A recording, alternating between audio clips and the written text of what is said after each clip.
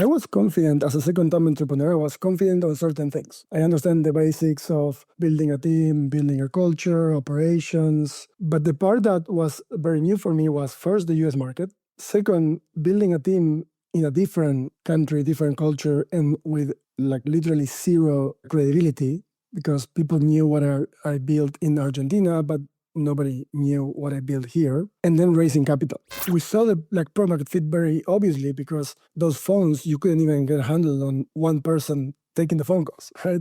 And then we put like two people. And then again, you will call and you'll hear like the kind of occupied sound. I think it took us 3-4 years to match supply and demand. So the moment that it felt very special was the first interview that I did with one of these customers that were ordering multiple meals a week. The first time I started conceptualizing the job to be done of meal planning. That was I haven't even thought about this. This makes sense. But actually our meals are the best for this. How big is this market? What is this time? I wanted almost escape that interview, and start making models and research. And so what do we have here? That's product market fit. Product market fit. Product market fit. I called it the product market fit question. Product market fit. Product market fit. Product market fit. Product market fit. I mean, the name of the show is Product Market Fit. Do you think the Product Market Fit show has product market fit? Because if you do, then there's something you just have to do. You have to take out your phone. You have to leave the show 5 stars. It lets us reach more founders and it lets us get better guests. Thank you. Mateo, welcome to the show, man. Thank you, Pablo. It's a pleasure to be here with you. Well, I'm especially excited to do this one because unlike, most of the people that I talk to here, typically it's kind of like a first time meeting them. In our case, it's a little different. We were investors at Cookin, and Cookin was acquired by CookUnity end of 2024. So that's just over a year or so ago. So I know a lot more about the story, let's say, than many of the others that we cover here. And it's been an excellent, excellent ride. I mean, you ended last year at 750 million revenue run rate, growing 70%, which are massive numbers. And the other thing that's special here is I've actually used your product. I've tried the food that comes out of CookUnity and it is stellar. And I really do think something that, everybody eats.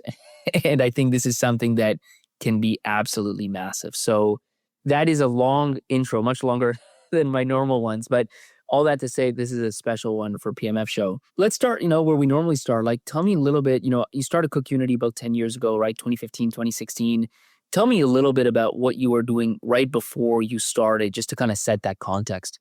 Great. Thank you for that. And Pablo, thank you for the support as an investor. I'm very glad to be on this journey together, and we're just getting started. And also thank you for supporting our community of independent chefs as a customer every week. Happy to do it. The food really was, it's like eating in a restaurant or eating the best home cooked meals and you don't have to do anything. So it's great. So look, it's going to be about 10 years, which is it's a great moment for reflection for me this year. I moved from South America, Argentina, where I'm from, to New York in 2016. So it's going to be 10 years this year. Which I think you're also the first Argentine that's on the show, except me, which I'm on every episode, but in terms of a guest. And what are you doing there? What's written in your right hand? The mate, for sure. Every episode. Is that a common thing, or a very generous gesture? No, this is every episode. I think I started doing maybe 50 or 100 episodes ago. Yeah, I'm just this is the key. I love it. I should tell you though that I don't do caffeine, and I tried to do mate because I love the ritual.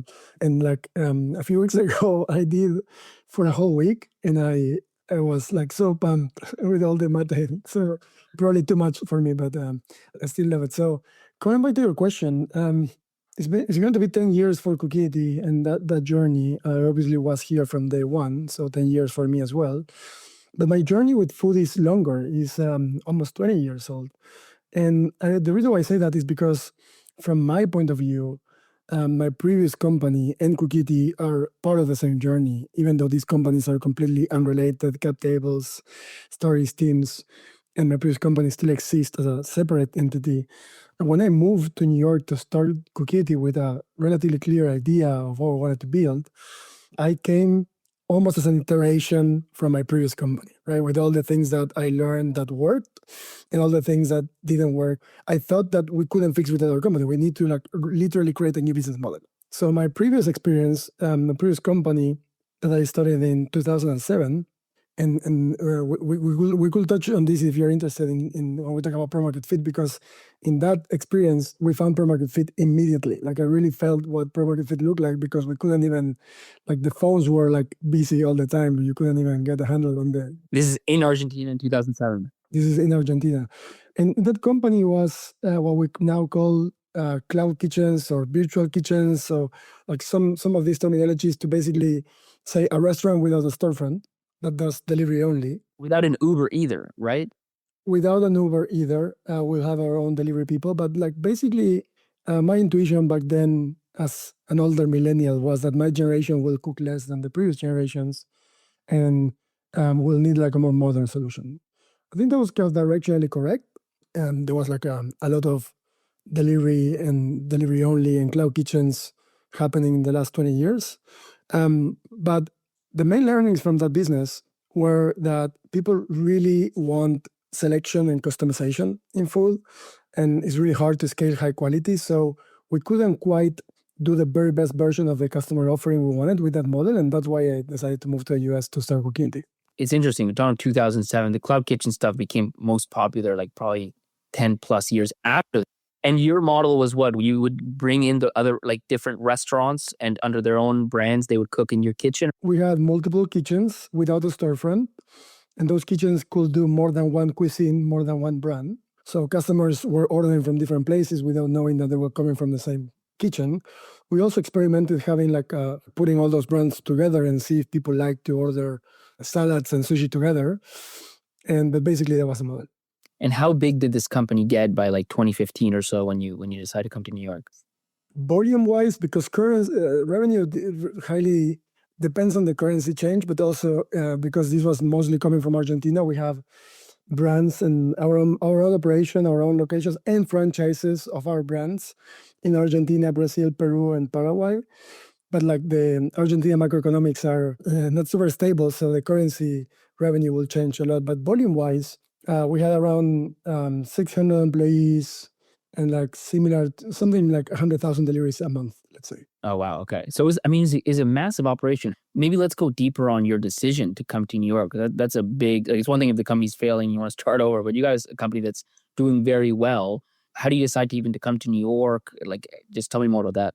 Yeah, I'm sure that another factor there, if this company in this same moment of progression was in the US, would probably have continued pivoting and iterating with that same model. The fact that it was in a different region with a lot of macroeconomic challenges probably was like a big factor in deciding to start a new company and move to the US, a different market altogether. And I also thought that even though that company was bootstrapped, I started with a co-founder and we didn't have investors, I think that this new ambition of CookUnity, creating a completely new business model from scratch, will need capital and will need a much longer time horizon.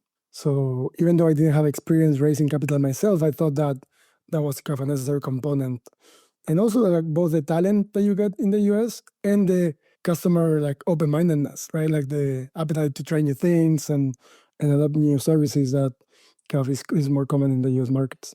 How developed was the CookUnity idea when you came to the US? No, came only to build this. Like I was a little bit naive in that sense, because I realized then obviously everybody outside, at least in the Western side of the world, but I was in China a year ago and I talked to a lot of people there. So I guess this also applied to other parts.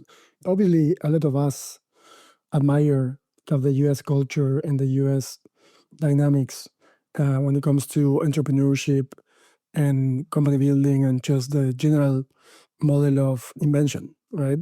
And creating value for consumers, and as a consequence of that, being rewarded. So that for sure, like I was one of them, and even growing up, a lot of my mentors or inspirations or people I look up to were like US-based entrepreneurs. And part of the CookUnity idea, the model, the two-sided marketplace idea, was inspired by US-based marketplaces, right? Like Uber, DoorDash, Airbnb. The part that maybe I was very naive on is obvious from the outside view that US is a great place for immigrants to come, and if you have enough kind of energy, grit, risk appetite, you can build something. But most of the foreign entrepreneurs, immigrant entrepreneurs, have like some sort of onboarding experience, study here, or working at a big company. That is my excuse of why the first 2 years of CookUnity weren't the most successful ones. And it was like we had to push hard to get some traction at the beginning until I understood like what was what and how to recruit talent here and all that. When you come here, like you come here alone, what's like step one? Step one was the transition out of my previous company, which was already hard.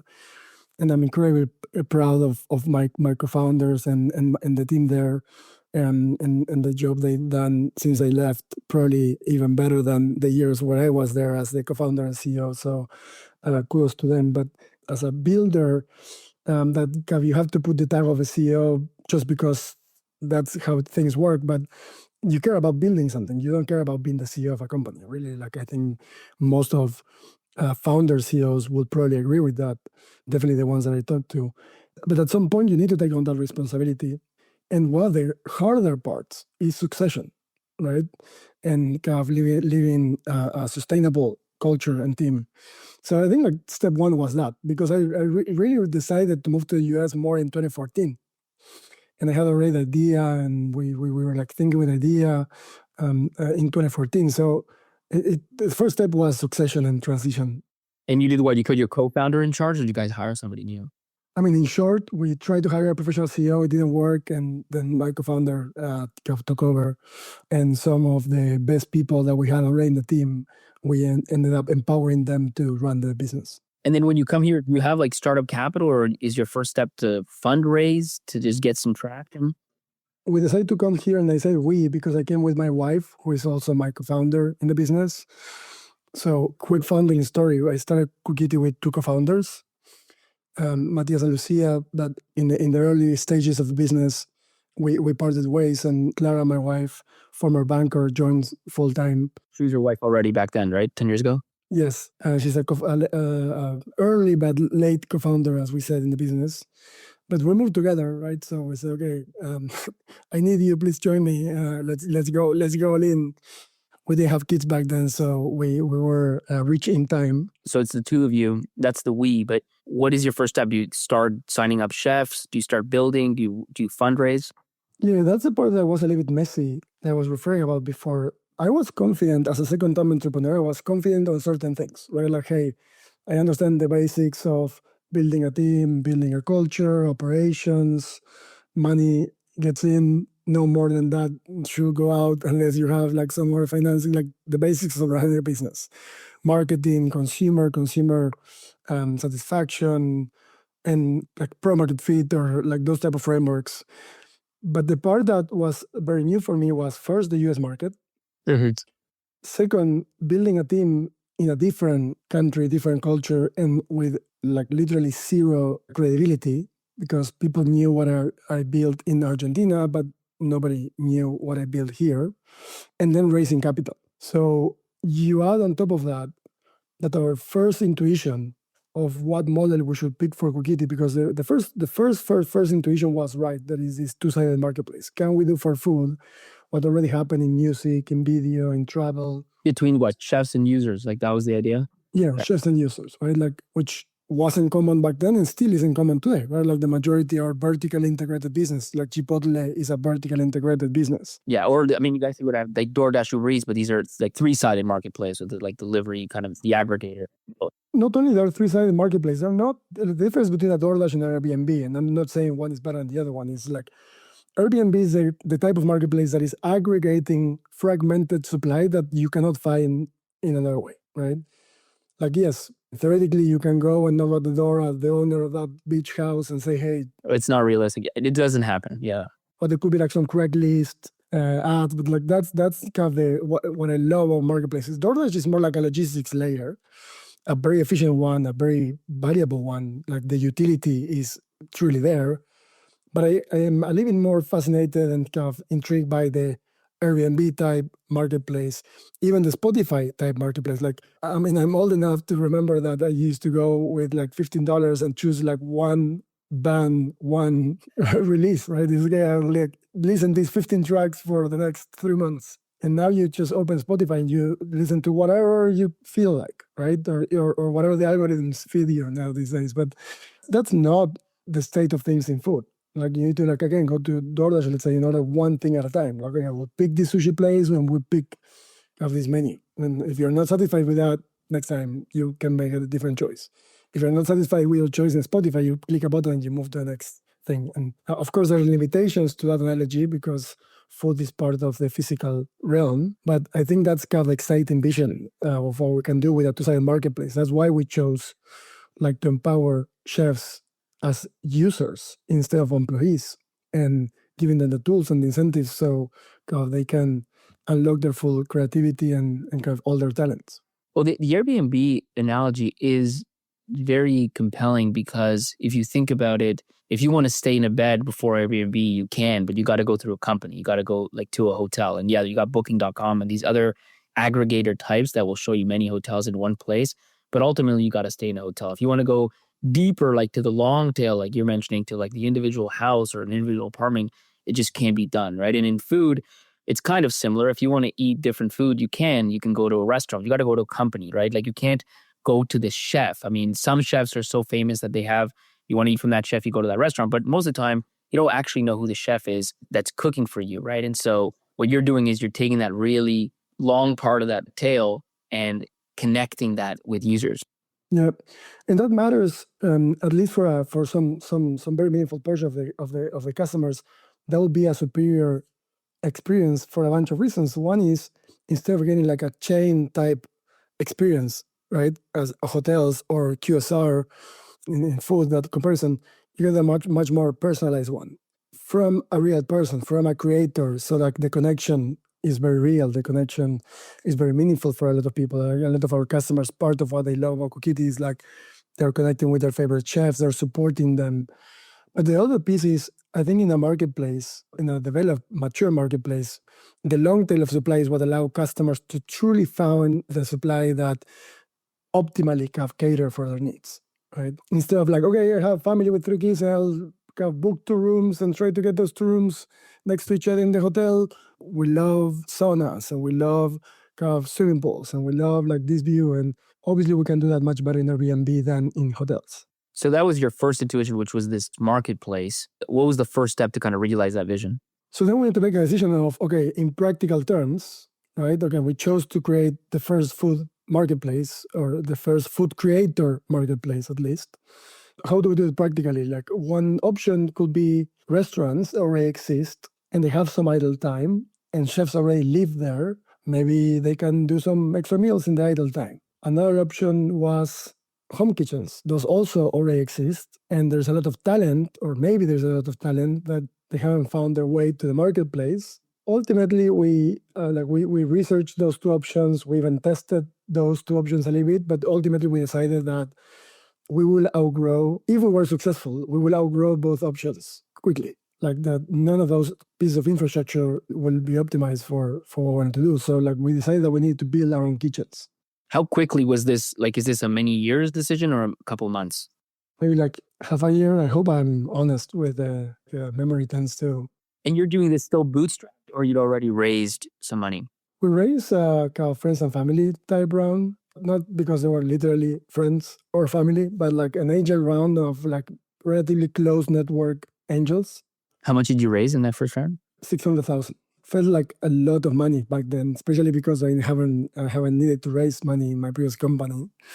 And it felt like an incredible support. Like I felt very energized to have people believing in our mission, but at the same time, it felt very heavy, right? Like one of the things that I'm happier about our journey is that a few years ago, I was able to go to those people and say, hey, you can already sell your shares if you choose to. Now it's up to you, right? But I obviously understand, and I was able to like internalize as a founder that they're not doing a favor. It's a smart, intelligent decision, and I know how the VC power law work now. But still, as a founder, I think you have a lot of connection, loyalty with like the people, especially the first people, but like all people, but especially the first ones that believe in your vision. So we raised out money that round. I probably learned the basics about fundraising, and I'm saying the basics just like to understand the minimum to not make horrible mistakes after 2 years. So the first 2 years were also messy in that sense. That friends and family angel round was pretty good for a year. So we had to raise relatively quickly another round or some sort of extension of that round. And then late 2017, I believe, or early 2018, we have the first institutional investor, collaborative fund from New York that invested. And I think like only from 2020 forward, we did the classic round for like 24 months. These are like the milestones I want to check with that round.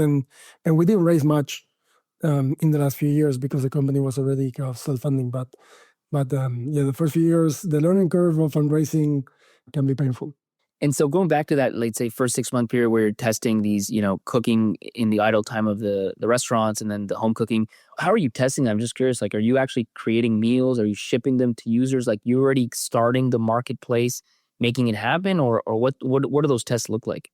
Yeah, so what worked really well for me, my first company, and then of course we all tend to gravitate towards like the playbooks, the things that work for us, was like very scrappy. And in my personal journey, what happened a lot is because I started relatively young as an entrepreneur at 21, some steps, some decisions happen intuitively. And then I found a framework that validated that intuition, right? Like, it's not that I learned or read about product fit or MVPs or lean startup before doing my first company. Like, I found those frameworks later. And then like I could refine my own approach using those frameworks plus my own experience. So in my first company, we did a very, very, very, very, very rough rudimentary MVP, which was literally renting an office, a commercial like office, floor 6B, and bought a residential fridge and hire a sushi master for an event, and then convince that person to come work with us for a month, and then put like a phone number in a magnet and like handle those magnets in a corner of downtown. You get the idea, right? We saw the like product fit very obviously because those phones you couldn't even get handled on one person taking the phone calls, right? And then we put like two people, and then like again you will call and you will hear like the kind of occupied sound. And then we like I think it took us like 3-4 years to match supply and demand. So like that was like pretty obvious. So I tried to do the same in the CookUnity version.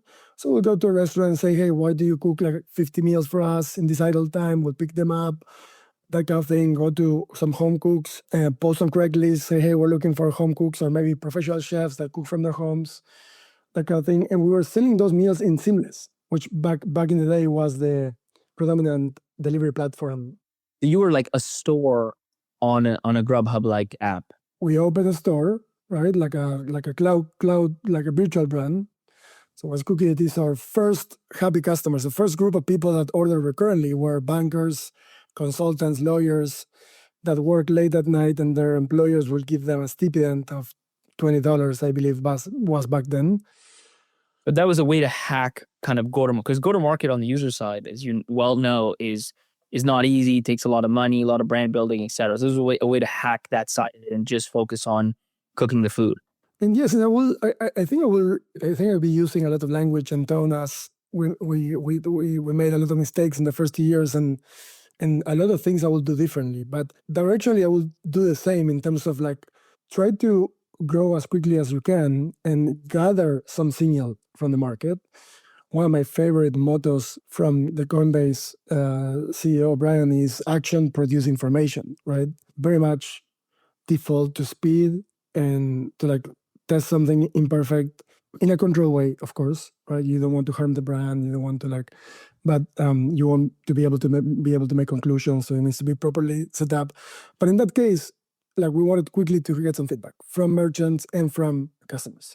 So first sign of potential market fit was like all these bankers and lawyers and consultants in Manhattan ordering CookUnity, saying they loved it. The problem is they were really buying it for free, right? Because they had like a budget from their employer, so they could order anything. How do you even know who they were? Like, did you query them or ask them or something? Well, back then, these platforms are still today, they don't give you the full information. So you don't own the customer data, which is one of the problems to them be vertically integrated in that sense. But it's pretty obvious because you have 20% of the orders going to 383 Madison Avenue, which is Gotcha. Credit Suisse or was Credit Suisse.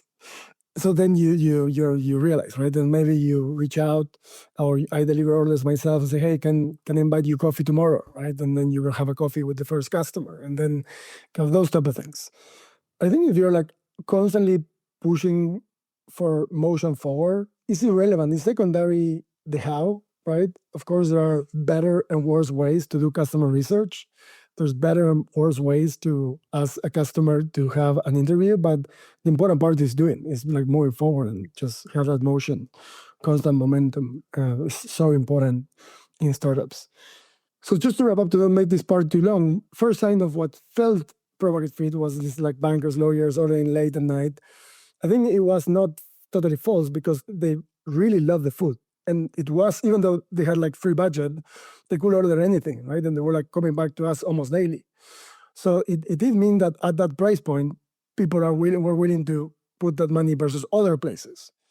Then what I learned in that year, selling via Seamless, because CookUnity has like a first founding moment in 2016 when I moved from South America to New York, but then it has a second founding moment when we pivot in April 2018 to the subscription service. Which like that word is a little confusing because Spotify is a subscription service and CookUnity is a subscription service, and they couldn't be more different. So I think probably the better term is like weekly meal plan service, right? Like you have a weekly service that comes, it's a habit, comes every week at the same time, starts knowing your preferences over time, that kind of thing. And it comes cold, right? I assume these meals at first, they were on-demand, hot, ready to eat meals. Yes, first they were like warm up. Right.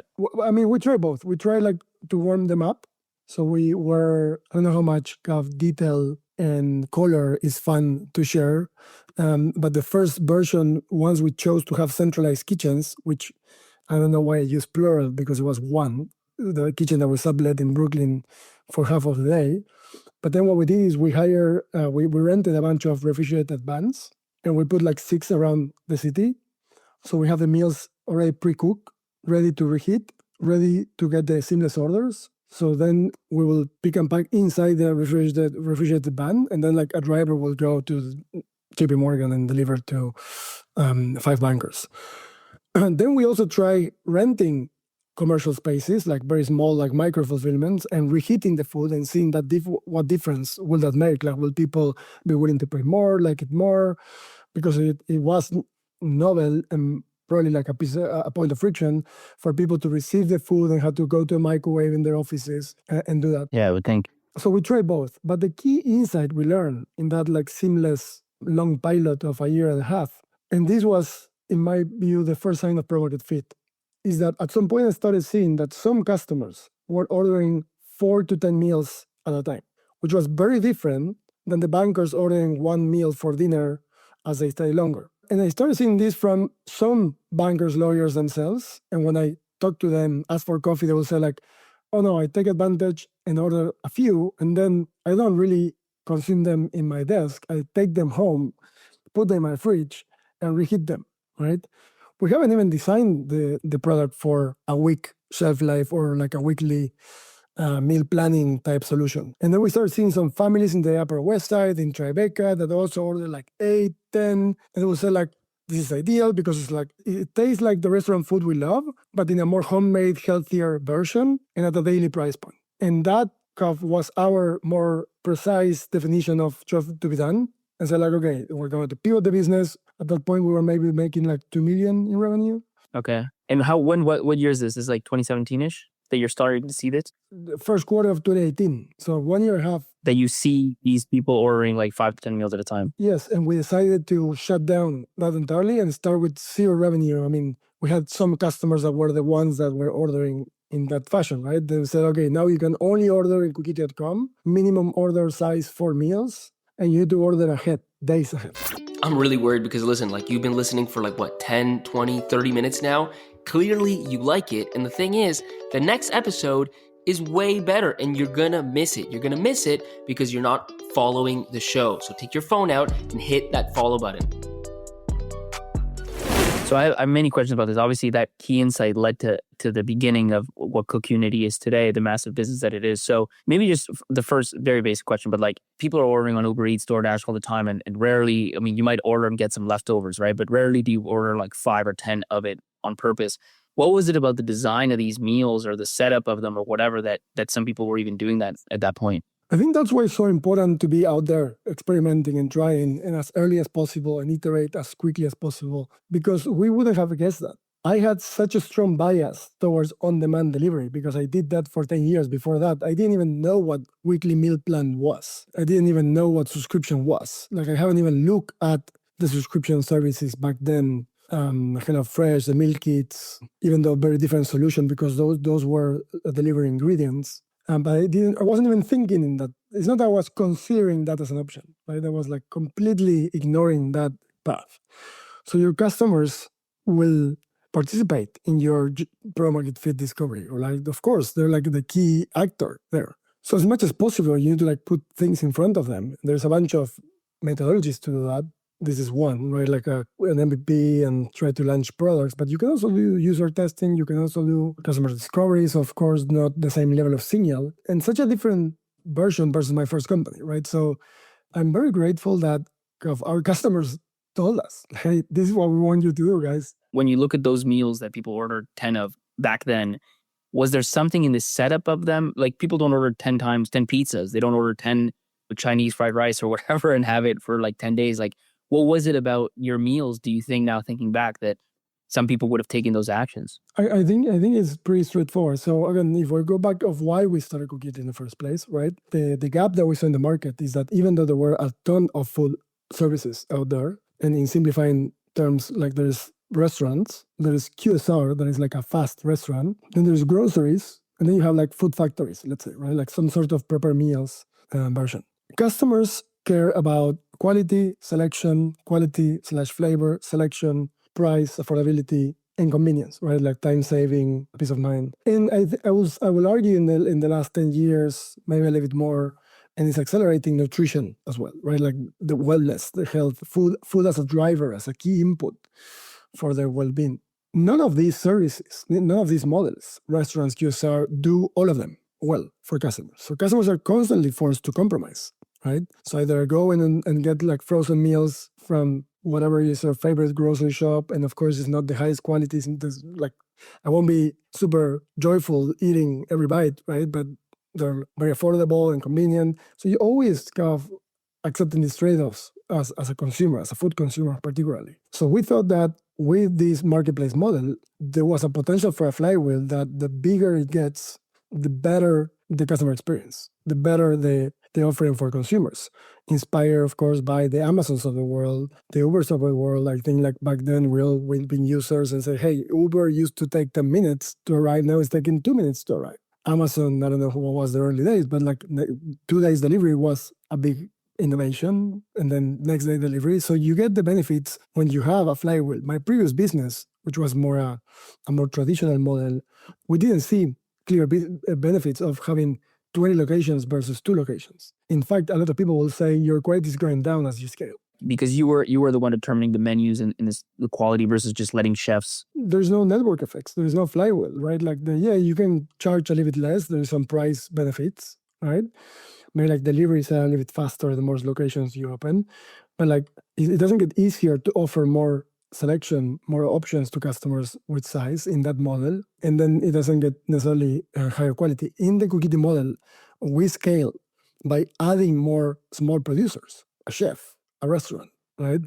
And they still cook in their like artisanal small batch way. It's not that they need to cook in an industrial way. We just keep up with volume by adding more of them. And adding more of them also means more selection, more options. So now we have more than 25 cuisines. In that like seamless pilot, maybe we had 3 or 4. Gotcha. Well, the quality was still similar. It was still kind of the chef. And the price point.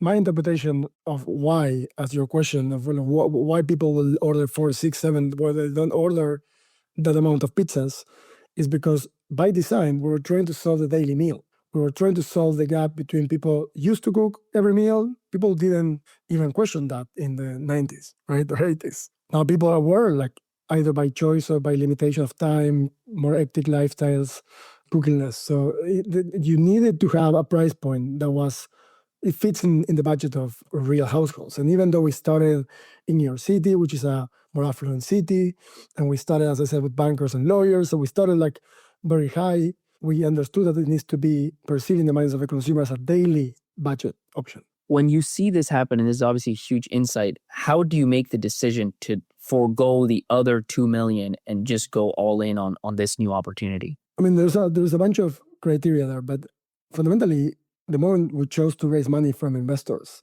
especially venture capitalists, like the deal is we have this very big vision. If you give us capital, some support and some patience, like I think we'll do our best. We'll try to build it. The first model, the seamless model, we have learned that there were limitations to it. And as tempting as it was to keep the 2 million while we try the other part, it is too distracting. And we already knew that it couldn't scale. So the moment you find something that feels like a real job to be done, like a meaningful problem to solve, that you have a potential innovation, a potential solution to solve that problem better than anyone else, you need to lean in. You need to go all in. I don't think, especially early on, I would argue, even today, if there are very, very vigorous discussions about should we do this new product, should we do this new business, which will dilute focus from the core offering. But especially early on, you have your resources are so limited. We're mostly the 2 co-founders and maybe 2 more employees, and we need to go all in. So I fully agree with that mindset. How does going all in on this business look like? What you do lose out on is on the go-to-market on the user side, right? Because you were using Seamless to effectively put you in front of potential customers. Now you kind of have to own that part. How do you solve for that? Well, the opportunity that we saw and what made me bullish to that, and this was paired with our first institutional round as well. So this was part of a plan that we kind of agree with that first institutional investor. More capital came in because we needed to rebuild that. So sometimes you have the chance and sometimes you just don't have a choice, right? And there are successful businesses that have, for example, in this case, comparison, kept both businesses for some time because they have to. So I'm not being fundamentalist about it. I'm saying directionally try to lean in as much as possible, try to focus as much as possible. But in our case, the opportunity that we had was that because the insight is people start ordering 1 meal per day. Even if they order every day, it's the unit economics of that are very different than if people order 6 meals one day. So the unit economics were much healthier and much more predictable revenue per user. So what we couldn't do in Seamless, or the reason why we chose Seamless also, was not only to access a group of customers, but also to avoid the CAC, payback, lifetime value CAC game, right? Now that the game was a possibility for us. Because you say, okay, I can predict my lifetime value better. And I believe I have a more substantial lifetime value in this meal plan behavior than the previous one. And also the unit economics are healthier. So, for example, CookUnity had around 2 months payback since that moment, right? We were able to keep it around 2 months payback since 2018. So that is kind of a very healthy kind of self-funding machine for growth. How much did you raise in that round, in the pivot round? It was some number between 1.5 and 2 million. Tell me a little bit then about growing to that first million or so in ARR. What was unit economics on paper made more sense? What channels did you end up using to get users? And then I will connect with what I think is the missing piece of the story of Pro Market Fit for us that happened with COVID. So now we are in Q2 2018. We have much more understanding of what customers care about this, what is the exact problem they're trying to solve. And what I did for around 2 years until COVID happened in New York in March 2020 is trying to get to as many of those type of customers as possible, right? So for example, families in the Upper West. And I met with as many as I could, right? I went to their houses, I had coffee there, helped babysit their babies while they were sharing feedback and everything in between. We still have many customers from those days. Those insights were valuable to go deeper and deeper, right? And not only understand this job to be done as I defined it before, but also understand how did you find us? What were you doing? What were you doing before? If CookUnity no longer exists, what happened later? I'm sure this was mentioned in your podcast because of the obsession around Pro Market Fit, but around this time, I don't remember when this came exactly, there was a blog post there's an email service called Superhuman. The Superhuman, yeah, of course, yeah. Well, and you want that 40%, very disappointed, yeah. Yeah, I don't remember exactly when that was, but Rahul articulate that very, very nicely. I have already read the original 40% rule, in that book, Growth Hacking. I forgot the name of the author now. Yeah, Sean Ellis, who was on the show as well. Yeah. Yes. So I really like using it myself, but I think Rahul articulated best than anybody else. What the aha moment of that made me realize is like, okay, the key part is ignoring the people that are like somewhat happy with your product, right? So it's almost like the big decision was cutting from Seamless and moving to this, but then even within that, we were like trying to get as narrowly focused as possible. So we did farmers market, for example. We will join farmers market in these different neighborhoods of Manhattan, have our own stand, right? And like, even though we weren't offering anything from farmers exactly, these are people that like care about the integrity of the food, that are willing to put a little bit more time, a little bit more money. They care about the stories. So that's an example. We did other things like Facebook groups of moms. We did a lot of things, and we also were learning the basics of direct response advertising, like Meta, Facebook back then, direct mail, those things. The interesting piece, I think until like from that moment, 18 months, we were, if we look at the chart, it will look up and to the right, like no big events to share. And all still in the one location, all still like kind of in New York? All New York, yes, all New York still. And then the next big moment for the company is we were getting slightly better, right? Every month, learning a little bit more. I think by Q1 2020, we were doing maybe 5 million revenue, which wasn't top 1 percentile, but it was like, okay, we're competing. We're like growing 3 times per year. Like we were like in the ranges of what you want to see to stay alive. And another framework that I love is from Paul Graham, right? The stay alive, the fundable. What is exactly how he used it? Like default alive you're talking about, or Default alive or default fundable, right? Yes. And like we were like in that default fundable level at least with the rules of pre 2021 correction, right, reckoning, when capital was almost free. But basically, the next inflection point happened in COVID. People will assume in our business that COVID create a spike in demand for us. The reality is that it didn't happen because nobody knew us, or like awareness and top of mind was close to zero. Yes, our customers ordered a little bit more, increased their order rates, etc. Like we were on the lucky side of businesses, if that term is allowed. But the interesting part for us, and maybe where I didn't dig yet, is today CookUnity is a platform where many, and soon probably most, of the best chefs in America have offered their creations. There's how many chefs now? 150? 150 something, 170. We had like Marcus Samuelsson, Einat and Moni, Rick Bayless, Kat Cora, like so many. Like the list is very long, and 2026, the chefs joining that we will announce soon is incredible. It feels such a like it's really spoiled to be able to get food from these people like on a Tuesday lunch. But back then, if we're talking like the 2018, 2020 moment of our journey, there were like no famous chefs in the platform. There were like all what I consider equally talented and passionate, but like, they were all the type of seller that there were professional chefs in the majority. There were like some amateur cooks that wanted to do this as a living, and this was a platform that allowed them to take that risk. But they work as number 2 in some of the restaurants that we love, but they weren't behind in the basement, in the kitchen, right? They're behind They're unknown. And that was enough to make amazing meals, but not so much for marketing. COVID happened, and I was like knocking at the door of our favorite restaurants in New York and trying to convince them to join. They was like, oh, cute idea. Maybe next year I'm opening a restaurant. Thank you. So even though we had product fit with chefs, we had product fit with one segment of chefs. And that segment was great at creating and producing meals, but not at engaging audiences and doing marketing, which was another important piece of the puzzle. So COVID came, 1, 2, 3 months pass, not a big change on the demand side, like people order a little bit more often, a little bit more meals. But the big change was when a few months after, chefs that before were saying, cute idea, but too busy, maybe next year, now said, hey, I want to try it. I'm ready to try, I have the time, my restaurant is closed. Either I'm bored or we need another revenue stream. Like, of course, this was a very serious situation in New York where we were based back then. We haven't expanded to other cities then. I felt like that was a moment designed for us, right? Like in the sense that nobody will have chosen like being in that situation. But having that opportunity, to me, was like almost a calling, right? Like, okay, we're ready for this. Like this one was what we wanted from day one. This opportunity, we won't mess it up. We won't miss this opportunity. So the chefs were gracious to give us a chance to try something new.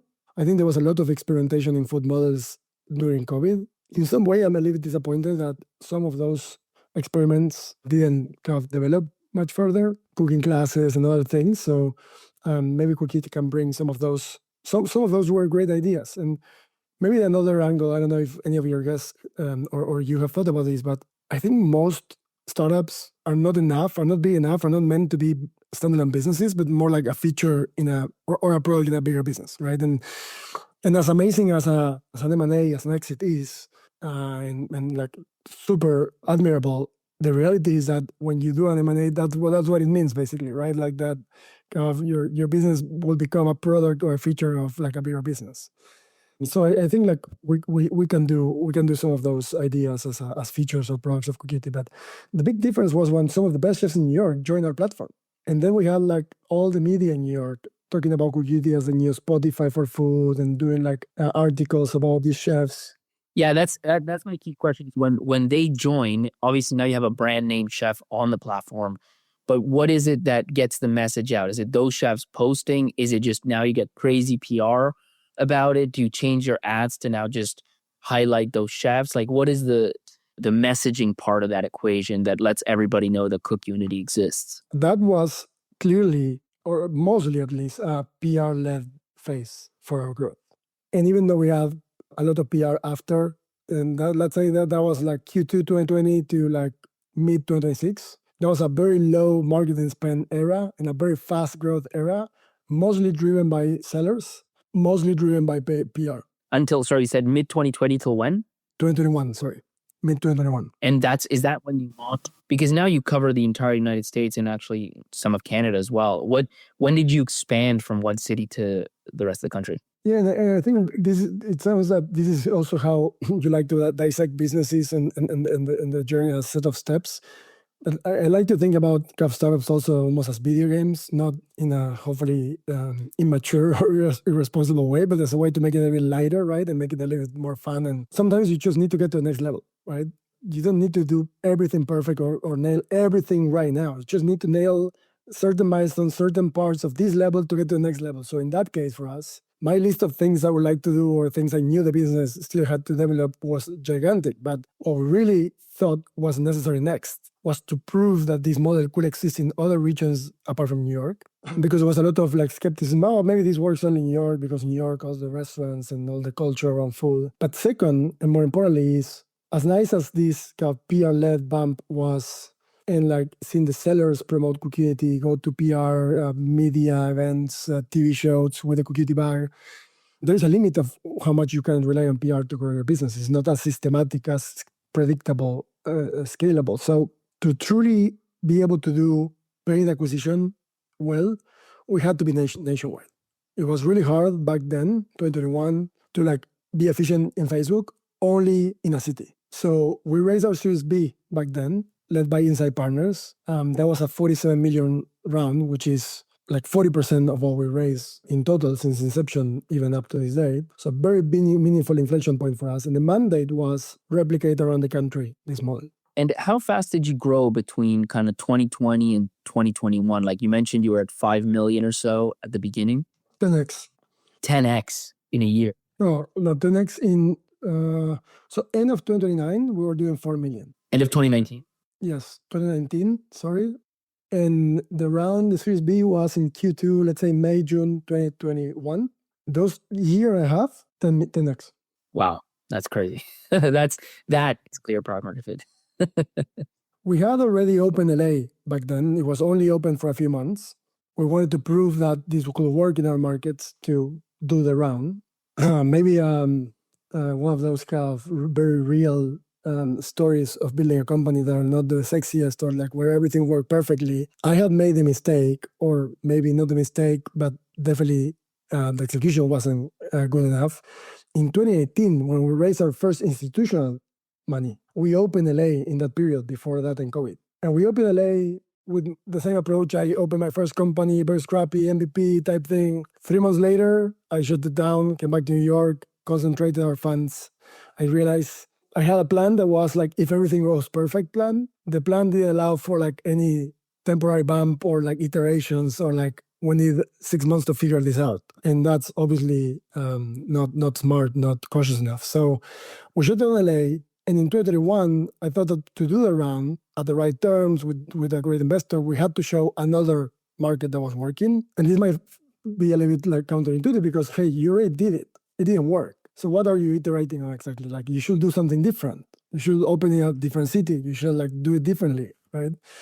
But I really thought, and this is where like the founders needs to have intuition about their own interpretation of data. There's a ton of data, quantity, qualitative, and ultimately you need to make your own interpretation. And that interpretation will include intuition. It's very rare when the data is so obvious that like everyone will agree on what we should do next. So my intuition was, it was mostly execution. Like the hypothesis still makes sense. And we launched LA, and in 3-4 months, it was like absolutely firing. And with that, we did the Series B, and then with that, we started opening more markets. Was there, I'm sure there, when you talk about execution, there's probably a bunch of little things, but was there in particular any big things that you remember that you did differently the second time around that had a big impact in LA? Yes, very different. And of course, this is a mix of like, you always have a strategy risk and execution risk. And in the attempt one and LA attempt number 2, there was like improvements in strategy and improvements in execution. The first LA, I massively underestimated how important it was which chefs we choose. And you can also use chef as a proxy for quality and a proxy for cuisines and diets, right? It wasn't like super thoughtful, super sophisticated how we chose what cuisines we need to launch with, etc. And also because back then we only had like the non-famous chefs segment, the up-and-comer or entrepreneurs, first-time entrepreneurs as we call them. When we launched again in 2021, some famous chefs already were willing to join. So the selection was much larger, much better matching the demand in LA. We researched much better. And then the team, the execution, everything was just more polished. Perfect. Well, listen, Mateo, let's stop right there. And I'll ask the 3 questions we always end on. The first one, and I'm curious because of all the different changes that happened that led to what CookUnity is today, but when was the moment when you personally felt like you'd found product market fit? I think that for me, what I remember as the moment that it felt very special was the first interview that I did with one of these customers that were ordering multiple meals a week through Seamless. The first time I started conceptualizing the job to be done of meal planning. Like that was like I haven't even thought about this. Like this makes sense, but actually our meals are the best for this. Like, oh shoot, like how big is this market? What is this time? Like I wanted to like almost like escape that interview, like and start making models and research. And so like, what do we have here? And that was like the moment I felt that we have found something. And by the way, that lady of that first interview still is a customer today. And every like 2 months or so, I ask our customer support team, like, is she still subscribed? Like, yes. And I talk like once a year, I send her a letter or something. Makes me so happy. And recently she also told me that she lost like 40 pounds, 30 pounds eating CookUnity over the years. And then was there ever a period, especially in those first few years, or maybe during COVID or whenever it might have been, where you thought things wouldn't work out and maybe this whole idea of CookUnity could fail? I mean, we need another hour because, as I said at the beginning, our first 2 years were very messy. So we almost ran out of money so many times in the first 2 years. There were like several rounds of capital that we got there with very few months left. And there was one, the last before COVID. So even in the 2018, 2020 range, the business performance was already kind of up and to the right. And we didn't have any extraordinary outside the kind of common challenges that a Series A company will have or seed company will have. It was very hard to raise money because one thing that happened in our journey is in the years that we've been building CookUnity, there have been very big rounds for food companies. And so there has been like clear moments of hype and clear moments of skepticism, right? So this was one of those valleys of skepticisms and like despair and like food is kind of doom and like there's no opportunity for innovation and those kind of things. So it was really hard to raise money to the point that I had to put my own money to keep the company going for like 2-3 months. And when we get the commitment from this investor, we were like minus 3 months of runway, right? So that was the last time I thought maybe we don't make it. From that moment forward, it's only a matter of like how big this can become and what are the right strategic choices that we need to make to maximize that chance. And last question, what would be like your number one piece of advice for an early stage founder that's looking for product market fit? If I had to say one thing that is kind of like a meta principle for the pre-product market fit phase is what we mentioned before about like this bias to action produce information and the default alive or default fundable, right? I think there has been a lot of healthy correction, but we still have some of the bad habits from the free capital era, the SERP era, right? That there has been cases that prove me wrong, but generally speaking, like you cannot brute force with capital like your pre-product market fit phase, right? Like you need time to grow and figure it out you and yourself and your team. You might need to pivot so many times, and you have the energy to grow in that discovery. You'll likely find it. Some amazing companies find it in a very different place that they started. Like we had a very meaningful pivot ourselves. And maybe we will come back to on-demand one day. It's part of our ambition. But you need to be very open-minded and you need to be like low ego about it. But for the conditions for that is you need to be doing things and you need to don't die. And the don't die part is such an important part of any advice. You need to really maximize your chances. Just don't die. I like that. Just do things and don't die. It's a good way to leave it. Well, Mateo, thanks so much for jumping on the show, man. It's been great to have you. I really enjoyed it. Thank you. Wow, what an episode. You're probably in awe. You're in absolute shock. You're like, that helped me so much. So guess what? Now it's your turn to help someone else. Share the episode in the WhatsApp group you have with founders. Share it on that Slack channel. Send it to your founder friends and help them out. Trust me, they will love you for it.